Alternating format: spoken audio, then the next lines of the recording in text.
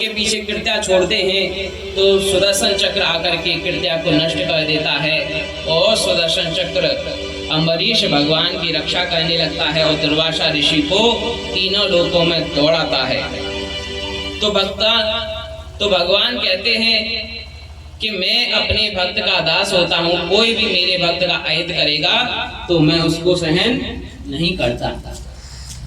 तो अम्बरीश की रक्षा करते हैं। इन्हीं के वंश में आगे चल के यौवनाश्व उनके मानदाता के हरिश्चंद्र के रोहित के बाहुक और बाहुक के सगर होते हैं और सगर के 60,000 पुत्रों को कपिल मुनि के द्वारा भस्म कर दिया गया था।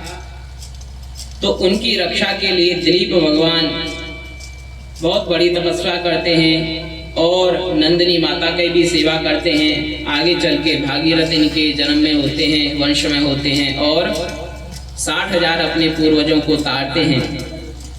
इन्हीं के वंश में आगे चल के खटवांग होते हैं जो एक घड़ी में यानी केवल 24 मिनट की तपस्या में ही मोक्ष को प्राप्त हो जाते हैं।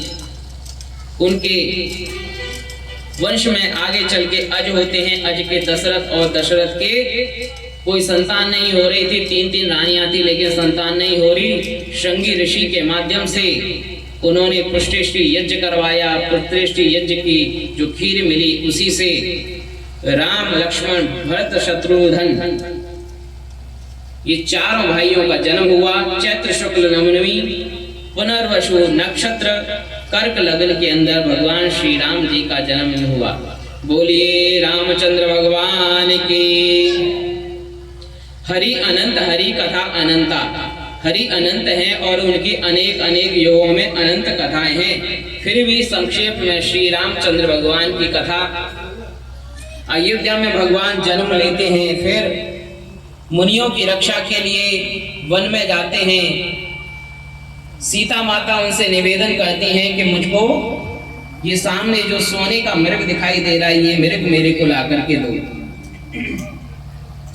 भगवान सीता माता के हर एक इच्छाओं को पूरा करते हैं, जो उनको चाहिए उनको ला करके कदमों में रख देते हैं। एक बार इंद्र का पुत्र जयंत कौवा बनकर के सीता माता के पैर में उसने चोट लगाई तो भगवान श्री राम ने एक बाण मार करके जयंत को सीता माता के चरणों में ला करके डाल दिया। लेकिन अब सीता माता के मन में क्या इच्छा हो गई है कि मुझको सोना चाहिए।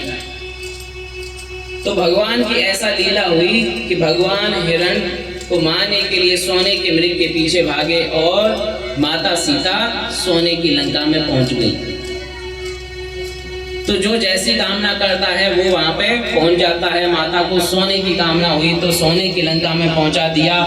और जब माता को राम जी की कामना थी तो राम जी सारे संसार के पदार्थ ला करके माता सीता के चरणों में प्रदान कर दिया करते थे।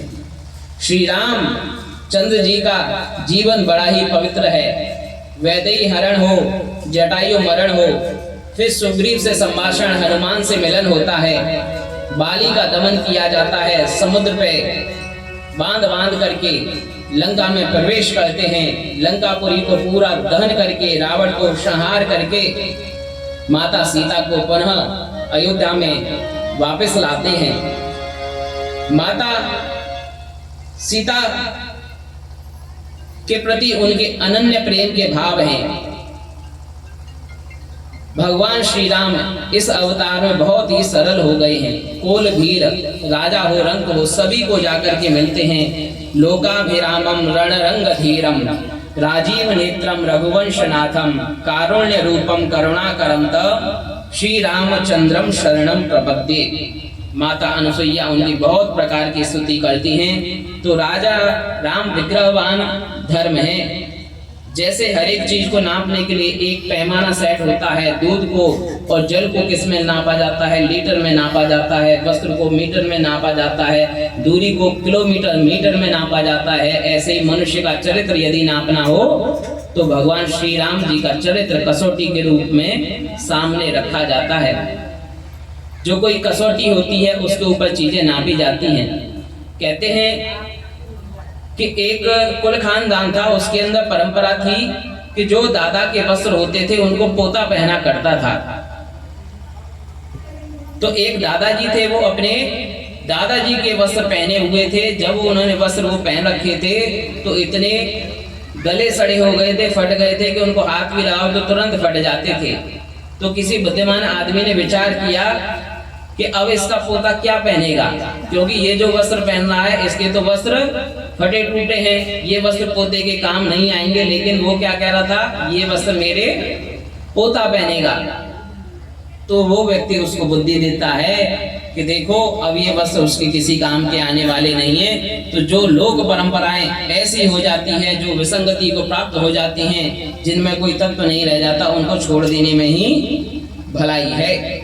इसलिए भगवान श्री रामचंद्र जी के जीवन से हमको प्रेरणा लेनी चाहिए।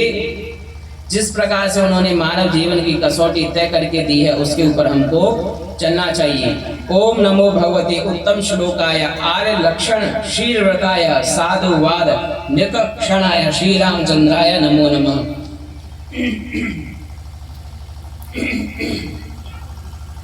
भगवान श्री रामचंद्र जी का जीवन बहुत ही पवित्र है। हम भी अपने मन में भगवान का, राम का नाम जीवन में लेते रहें, जिससे हमारे जीवन का कल्याण हो जाए। बिनु पद चलई सुनई बिनु गाना, कर बिनु करम करई विदिनाना। आनन रहित सकल रस भोगी, बिनु वाणी वक्ता बड़े जोगी। माता बड़ी आश्चर्य में रहती हैं कि इतने बड़े जो श्री राम हैं, जो इस सृष्टि को बनाने वाले हैं, वो मेरे घर में कैसे आ गए। तो भगवान का सारा अवतार पूर्ण होता है, कोई भी अपूर्ण नहीं होता। उनका छोटा भी रूप होगा वो भी अपने आप में पूर्ण होगा। इसलिए भगवान, यदि जैसे पिता अपनी उंगली बच्चे को पकड़ा देता है तो बच्चा समझता है कि मैंने पिता को पूरा पकड़ रखा है, अपनी माता को पूरा पकड़ रखा है, ऐसे ही भगवान का थोड़ा सा भी अंश भक्ति रूप में हमको मिल जाता है तो समझो हमने भगवान को पूरा का पूरा ही पकड़ लिया है। राम नाम जपते रहो जब तक घट में प्राण, कभी तो दीन दयाल के भनक पड़ेगी कान। एक बहुत बड़े प्रेम से प्रभु श्री रामचंद्र जी के लिए हम निवेदन करते हैं, अपनी भक्ति को समर्पण करते हैं। सोए पड़े क्यों आज तुम, कुछ तो किया करो। सोए पड़े क्यों आज तुम, कुछ तो किया करो। राम नाम एक मंत्र है, उसको जपा करो। राम नाम एक मंत्र है, उसको जपा करो। सोए पड़े क्यों आज तुम, कुछ तो किया करो।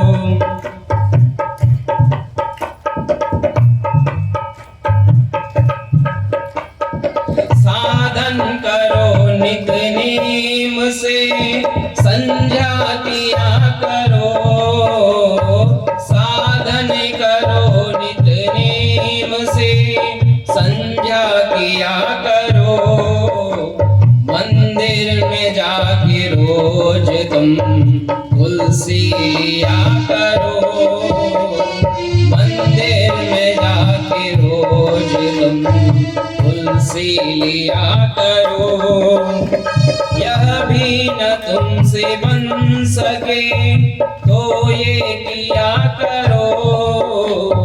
यह भी न तुमसे बन सके तो ये किया करो।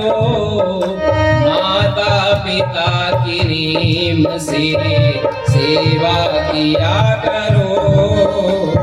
माता पिता की नीम से सेवा किया करो।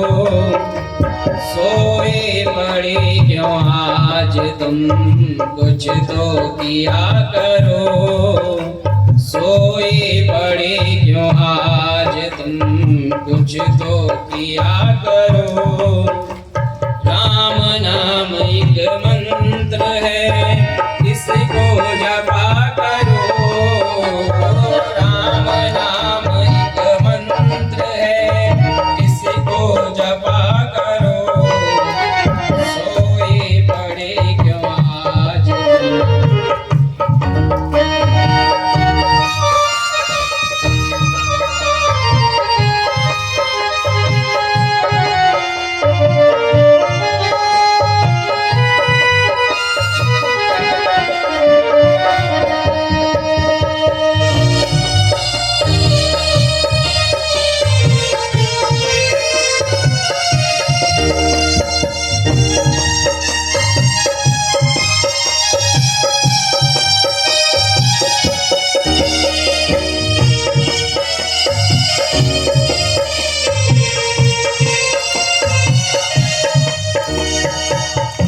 सियावर रामचंद्र भगवान की। माई मेरे निर्धन को धन राम, खर्चे न खूटे चोर न लूटे, भीड़ पड़े आवे काम, दिन दिन सूरज बढ़े घटत न एक छदाम। माई मेरे निर्धन को धन राम, राम नाम में हृदय राखूं, जो लोभी राखे दाम। सूरदास की इतनी ही पूंजी, रतन मणि से नहीं कोई काम। माई मेरे निर्धन को धन राम। भगवान श्री राम जी का जीवन हमारे सामने प्रस्तुत है। हम अपने जीवन में भगवान श्री राम जी के आदर्शों को स्थापना करें और अपने जीवन को बहुत उच्च गति पर लेके जाएं। आगे चंद्रवंश की कथा आती है। चंद्रवंश के अंदर भगवान के नाभि कमल से ब्रह्मा के अत्रि के बुद्ध हुए। बुद्ध के यहाँ से चंद्रवंश चला और चंद्रवंश में नोश हुए। उनके 6 पुत्र